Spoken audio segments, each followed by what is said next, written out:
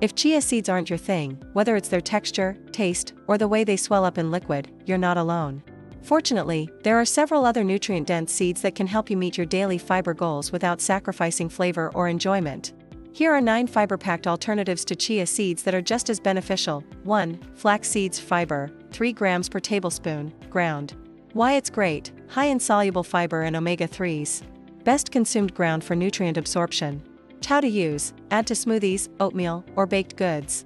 2. Hemp seeds fiber, 1 gram per tablespoon, shelled. Why it's great: though lower in fiber, they're high in protein and healthy fats. Whole hemp seeds have more fiber. How to use: sprinkle on salads, yogurt, or blend into protein shakes. 3. Pumpkin seeds, pepitas, fiber, 1.1 gram per ounce, shelled. Why it's great: rich in iron, magnesium, and antioxidants. How to use: snack on them roasted or add to granola and baked goods. 4. Sunflower seeds fiber, 3 grams per ounce, with hull. Why it's great: great for digestion and loaded with vitamin E. How to use: eat as a snack or toss into salads and trail mix. 5. Sesame seeds fiber, 1.1 grams per tablespoon. Why it's great: small but mighty, good source of calcium and lignans. How to use: use in dressings, sprinkle on stir-fries, or try tahini.